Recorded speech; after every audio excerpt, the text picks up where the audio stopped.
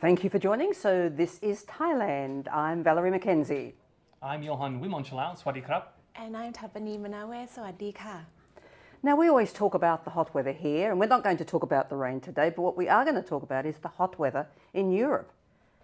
Over 40, high 40s. That's what I saw in Italy, which is very surprising. But I have to say, I'm not feeling that bad towards them because we have to deal with that year-round. It's lucky that all the tourists have actually come back from their holidays and the foreigners who have kids overseas. So obviously they didn't get into the heat wave. The other thing we were going to talk about this morning is, do any of you go to the movies that have the subtitles? That is, you're watching in English and then come the subtitles in Thai, or vice versa. Do they match? Do they? Most of the time they do. I actually like to because I like to learn how they would translate the words. And most of the time I haven't been let down, but very often sometimes one will come along where you just, that is terrible. That doesn't make sense. Yeah. Either that or in the original scene, it might be something quite serious. And then they'll translate it into a joke in the Thai. And it works vice versa, whether you're watching a Thai movie and they have the English subtitles at the bottom and you're like, wait a minute, they didn't say that. Or it's a English movie and the Thai's at the bottom and you're like, what? I don't understand what they just said. I think actually some of the English subtitles are even funnier than what the program is meant to be showing. I think it's a matter of just looking at it, enjoying it and saying, what the heck? Tara, I understand you've got some good stories for Talk of the Town. Well, we have quite a few stories today, and we'll start first with the expressway barriers that are going to be built new after an accident that occurred causing a fatality where a car flew off the expressway and landed on the... Did you hear about that?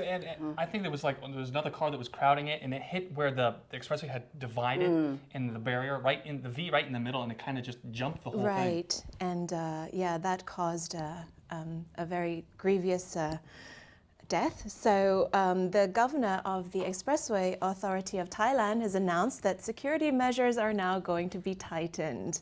Of course, we like to do this. We wait for something really bad to happen and then we jump into action. So they've discovered 13 hazardous points along the expressways, all in all. Just 13? Just 13. Okay. And this is where it splits into a Y, which presents a risk of cars jumping over and flying off. They are going to be putting up additional lines to cause vibrations where you actually approach the turn so that drivers who are asleep at the wheel will wake up.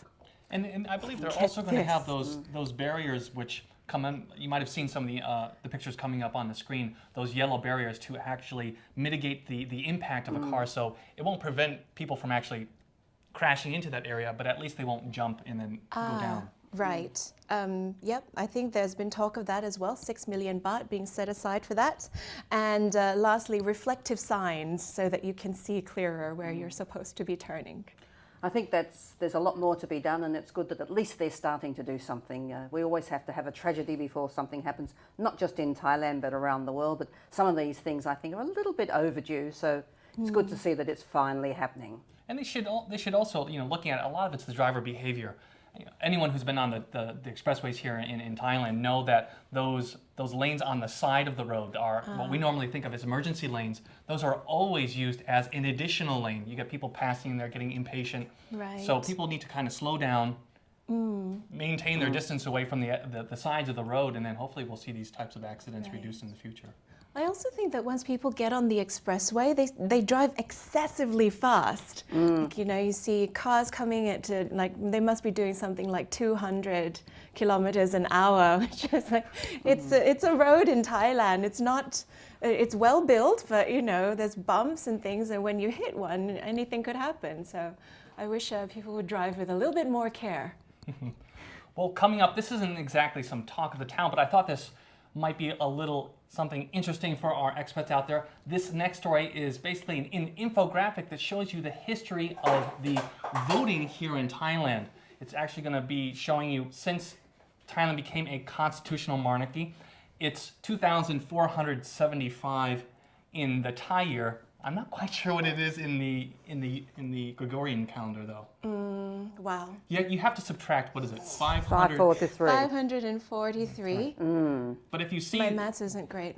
when it first became, it was only at 41, less than half of the people in Thailand were voting, well below United States, Philippines, and England as well. And then over the years, it has been steadily increasing until back in 2007, 85.38%. That was immediately following the coup, as everyone knows. So it shows that actually exceeded all the Western countries in terms of the numbers of people voting. Well, as they say in politics, people vote with their feet. So when actually you want a very dramatic or a big change, then you'll see all these people flocking to the polls, hoping to make a change. But to take it even a step further, it's interesting because I thought that we might see a big jump from a few years ago when in fact we know that there was money being paid for people to vote. But clearly the numbers have been fairly consistent. They've come up in the 2007 period, but they've not been too dramatic a change over this period. So clearly people want to get out there and vote and actually say, well, we want a say in what's going on. Doesn't mean when you actually get your party in power, you'll get what you want, but that's also a worldwide problem too. It's a risk you have to take. Indeed. Right, and next I think we will be talking about Don Mueang Airport, which is going to be set to open and welcoming people back for service on October 1st. However, they have found that there's as many as 98 issues left to resolve, as Don Mueang Airport has been vacated in order for people to go to Suvarnabhumi instead.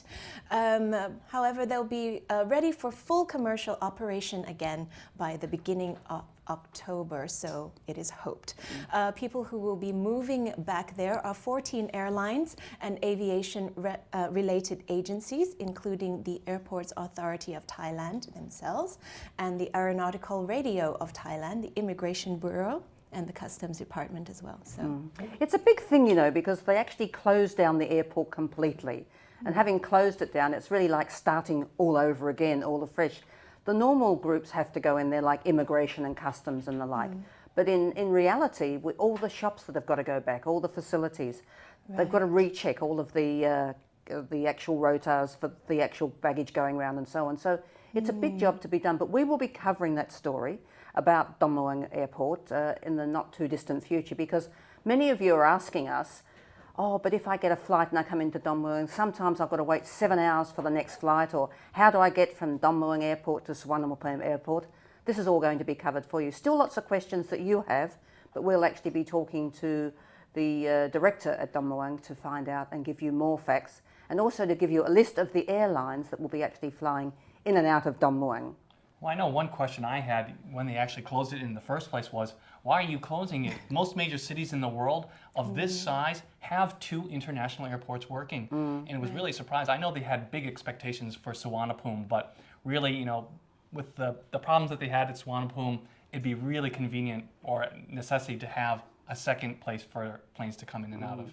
The connection is the problem. So that's another issue that obviously has to be addressed. But again, we'll bring you the updates on that. Well, speaking of connections, my last story for today, going along with transportation, is a new high-speed rail. Now, a lot of you might have actually heard about this story already, about having a high-speed rail coming through Thailand, connecting with all our neighbors, especially with China, where they can get some goods in.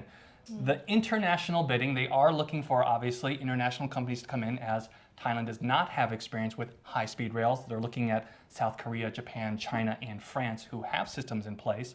It's going to be a 400 billion baht first phase, hopefully, or it's planned, running along existing lines to help lessen the impact on trying to set up the infrastructure. Just in terms of speed, to put it in some perspective, high-speed train going 745 kilometers from Bangkok to Chiang Mai, only 3.5 or a little less than 4 hours. That's shaving off, if you think about driving, it's a very long drive. Only 1 hour from Bangkok to Hua Hin. So getting this in here, it has some big benefits. It does, but it is going to take a long time. We know that there is a problem with the tracks, for example. So I assume that most of the tracks will have to be redone. Oh, absolutely. So that is a time-consuming exercise. So for those of you who think it's going to happen in the next year or two, it's not like the SkyTrain, and that hasn't happened in a year or two.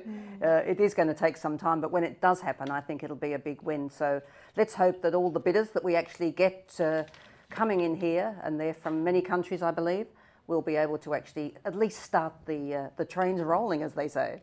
Yeah, it will take some of the pressure off of overcrowding at airports, I think, and also hopefully reduce some congestion on the roads. Oh, we hope. I hope. And I think the other thing too that's important, and I think you have some statistics, is that a lot of the foodstuffs, a lot of the perishables that's travelling around the country now is actually rotten by the time it gets somewhere because of the traffic problems and so on. Because we transport everything mostly by lorries. Exactly. Because the trains are so slow. So this way, I believe you've got some statistics Yeah, showing and it's the actually very percentage. shocking. 17 to 35% of all fruits, vegetables, fresh foods are rotten by the time they leave. You're talking a third. Yeah. A third being just wasted. Huge And this waste. will hopefully, decrease that. And they're looking, actually, their expectation is 2% of goods in Thailand are being shipped by rail right now. In 6 years, they're projecting 80%.